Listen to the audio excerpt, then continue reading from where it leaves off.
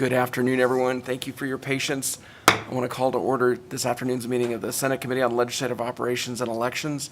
Madam Secretary, we do have a quorum. We have all our members present. I'm going to skip over the housekeeping guides because we've done that before, and you can contact my office if you have any questions about submitting exhibits or testimony or accessing any meetings.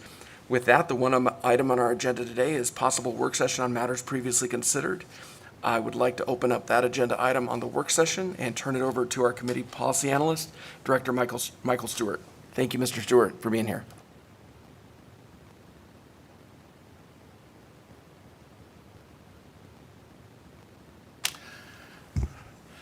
Thank you, Mr. Chair. Michael Stewart for the record. Our first bill on work session today is Senate Concurrent Resolution number 10. You recall that was brought to us by Senator Spearman. We heard it on May 6th. And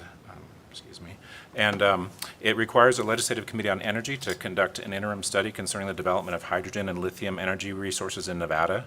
And the study must include consideration of methods to increase opportunities for Nevada students to study subjects related to hydrogen, lithium, and related technologies at the community college, state college, or university level. It must also assess the feasibility of using hydrogen and lithium as energy sources in Nevada with various applications. And when conducting the study, the Legislative Committee on Energy must partner or consult with representatives of NSHE and the elementary and secondary education system, as well as the private sector. And also the the National Renewable Energy Laboratory and other in-state laboratories, and consider input from various stakeholders in both government and the private sector. And further, if feasible, the committee shall enter into a contract or other agreement with the University of Nevada, Reno, the University of Nevada, Las Vegas, or the DRI for gathering data and producing cost-benefit analysis of hydrogen and lithium energy sources. So a few amendments for consideration today. One would be to add Assemblyman C.H. Miller as a co-sponsor to the resolution. The second amendment would be to include as part of the interim study a review and study of vanadium as an energy resource in Nevada, and a copy of that amendment is attached. That was brought to the committee by Jake Tibbetts, representing Eureka County. And then include as part of the interim study a review of green hydrogen that is produced by Clean Energy, and then also to add language to include the study of lithium battery recycling, including methods by which batteries can be designed for reuse and recycling, a review of free prior informed consent-based mining, and considerations for air and water quality due to future lithium and hydrogen projects.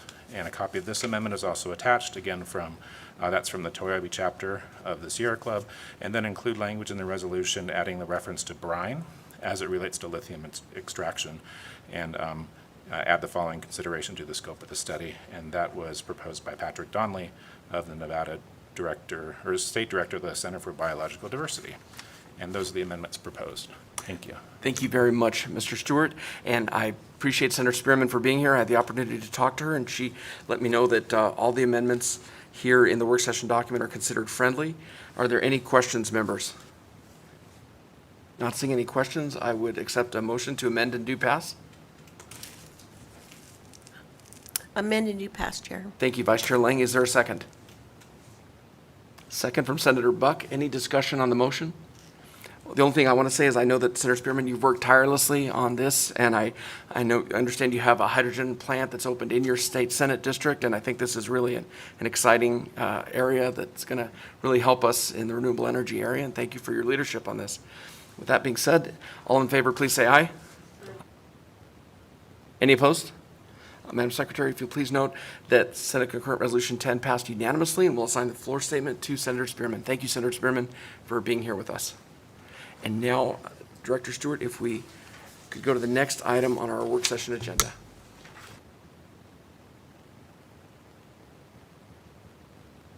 Mr. Chair, the next bill, and hopefully this is up on Nellis, is Assembly Bill 121, and that was brought to us by Assemblywoman Cohen. It requires the Secretary of State to allow a person with a disability to use the system of approved electronic transmission established for certain uniform and military overseas voters to register to vote, to request an absent ballot, and to cast an absent ballot until the polls close on Election Day. The measure requires a system of approved electronic transmission to allow the elector or registered voter to provide his or her digital or electronic signature on any document or other material that is necessary for the elector to register to vote, or the registered voter to apply for and cast an absent ballot. The measure also changes from the 7th day before the election to before the close of polls on election day, the deadlines to register to vote and simultaneously request and submit an absent ballot as set forth under the UOCAVA. This is consistent with voter registration and absent ballot deadlines for other voters in Nevada. And further, the Secretary of State is required to establish procedures to be used by local election officials in accepting, handling, counting absentee ballots and that are received from a registered voter with a disability using the system of approved electronic transmission. So several amendments proposed. One was to add several co-sponsors, and you can see that listed on the bill page.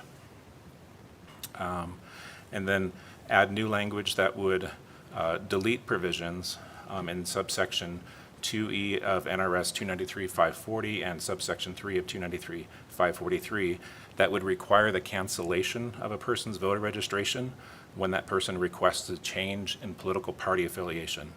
And instead, it would allow a voter to make such change without having to completely do a re-registration at that point. And then finally, it would be to amend section 13 and section 14 of the bill to specify that upon receipt of the electronic equivalent of the federal postcard to register to vote, or to simultaneously apply to register to vote on a military overseas ballot, that the appropriate election official must either affix, mark, or otherwise identify the receipt of such an application or ballot with a timestamp. And so just so you know, in looking at the bill, by virtue of making these amendments to sections 13 and 14 in AB 121, you'll note that the provisions of section 1 relating to an elector or a registered voter with a disability who uses an approved electronic transmission, that would apply to that voter's registration to vote on his or her request for casting an absentee ballot. And those, three of those amendments were proposed by Assemblywoman Cohen. Thank you, Mr. Chair. Thank you very much, Mr. Stewart. And I understand that Ms. Cohen has worked with Chief Deputy Secretary of State Mark Woloshyn and with Clark County Registrar Joe Gloria on this language. I believe we have Deputy Secretary of State Woloshyn on the Zoom. If we have any questions, good afternoon, Chief Deputy. And with that, members, are there any questions on Assembly Bill 121 or the amendment? Senator Sievers-Ganser. Thank you, Chair Orenshaw. I just wanted to make sure that all of our elections folks, our different clerks, have the ability to accept electronic registration and voting, or is this going to be centralized? Because I'm not sure if some of the rules have access to systems, but maybe they do. Chief Deputy Woloshyn, maybe Thank you for the reach out to question. you. Yes, Chair. Thank you for the question. Mark Woloshyn, Deputy Secretary of State for Elections, for the record. Yes, ma'am. This does apply to all of the counties. They all have the capability to accept these ballots as described in the bill. Thank you. And then I think when I was reading about disability, is there a form that has to be completed, or how do you register to be someone who has a disability? Thank you for the question, Mark Woloshyn, for the record. No, ma'am, there's no form to fill out. As I believe Assemblywoman Cohen actually has the details on which provision elsewhere in statute defines what a disability actually is, but there's no screening process that the Office of the Secretary of State or the county clerks or registrars conduct in order to verify a disability. Thank you. I thought I saw language in here, but maybe not. I don't know if anybody else can answer that question. Thank you. And I think, I don't recall seeing that language, but I will check one more time just to.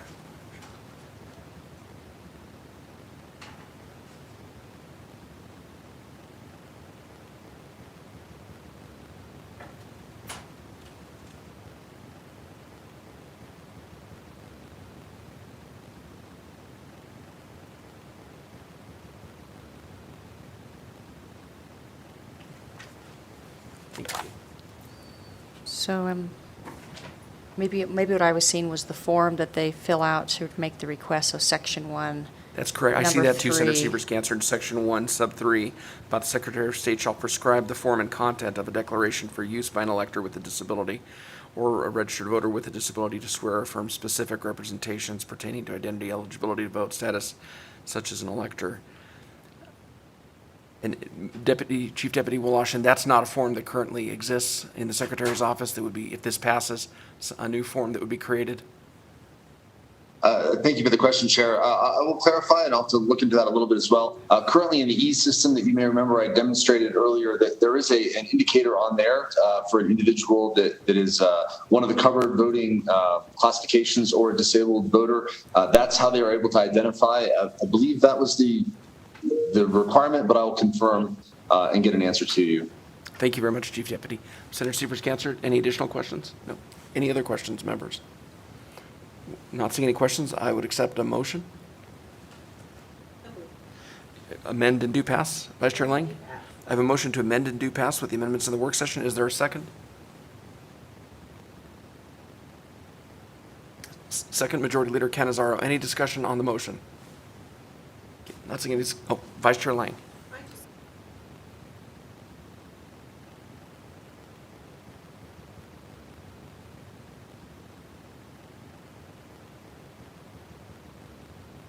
Hello? Okay, it works on one side and not the other.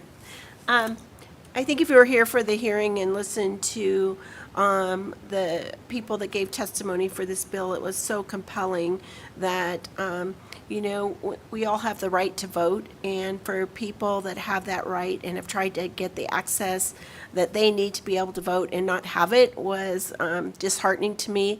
And I'm really happy that we are passing this bill to make that access easier. So thank you. Thank you very much, Vice Chair Lang. I really appreciate Assemblywoman Cohen's hard work on this bill. All those in favor, please say aye. Aye. Any opposed? Madam Secretary, if you'll please note that that passed unanimously. And Vice Chair Lang, would you take the floor statement? Thank you very much, Vice Chair Lang. Director Stewart. Thank you, Mr. Chair. For the record, Michael Stewart, Committee Policy Analyst with the Research Division. Our last bill on work session today is Assembly Bill 450.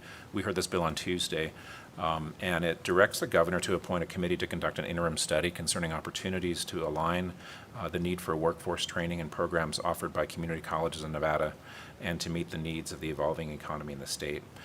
It establishes the membership of the committee, establishes the subjects that the committee is required to study, and requires the committee to report its findings to the governor, the chair of the Board of Regents of the University of Nevada, Reno, and the legislature on or before August 1, 2022. There were a few amendments that were actually presented via Nellis during the hearing, and AB 1 would amend AB 450 to add one member who is a former senior Nevada System of Higher Education administrator or a former senior administrator of Nevada community colleges, such as a president emeritus or former chief financial officer of the NSHE Administrative Office. And there's the amendment, that proposed amendment is attached and offered by John Gwaltney, president emeritus of Truckee Meadows Community College, and Carol Lucy of Western Nevada College. And then the second amendment would be to add at least one representative of faculty from an institution of higher education within NSHE. And then again, that amendment is attached as well. And those are the two amendments that were submitted, Mr. Chair. Thank you. Thank you very much, Director Stewart. And I did reach out to the sponsor, and I'm told those amendments, while well-intentioned, are not friendly at the time currently. So with that, members, are there any questions on Assembly Bill 450? I think the only question I have, and I understand we have Ms. Korbulik on the Zoom, is would this committee perhaps look at funding formula of the different institutions in NSHE, and wondered if you see that being within its purview? Thank you. Thank you, Mr. Chair. Heather Korbulik, Policy Director for Governor Sisolak, for the record. Yes, absolutely, that's part of it. Section 7, Subpart A of the bill does ask the study committee to research the funding formula, and it is a top priority of the governors to ensure that those funding formulas are in line with our current needs. So thank you very much for the question. Thank you, Ms. Korbulik. Thanks for clarifying that for me. Any additional questions, members? I would accept a motion. I have a do pass motion from Vice Chair Lang. Is there a second? Second from Majority Leader Canizaro. Any discussion on the motion? All those in favor, please say aye. Any opposed?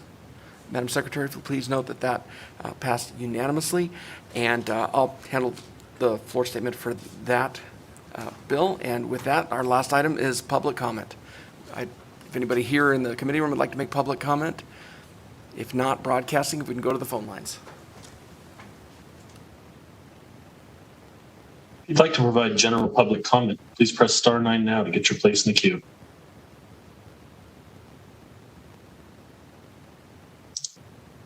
Caller with the last 3 digits of 656, please slowly state and spell your name for the record. You'll have 2 minutes and may begin. Good afternoon. Good afternoon, Chair and Vice Chair and the rest of the amazing committee. This is Shirley Cyrus, SHIRLEYCYRUS for the record. I just wanted to thank you guys so much for passing this bill. Not only does it mean a lot to the people of Nevada with disabilities, but it also means a lot as someone whose parents whom are blind, and knowing how much they go through and how much effort they put into this and how much effort and thought you guys also have to put into passing this amazing bill. Thank you.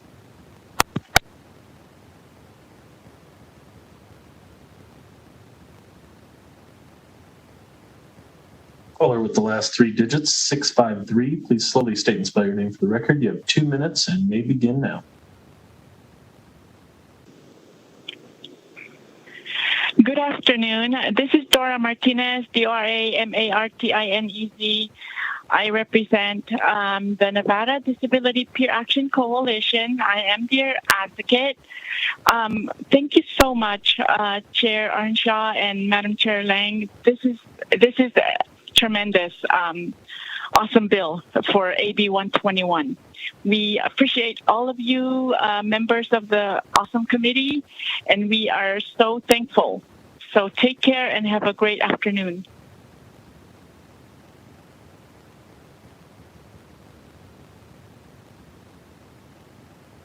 Chair, there is no more public testimony at this time. Or Thank you. public comment. My apologies. Thank you, broadcasting. Thank you for your amazing help this session. And with that, we are adjourned.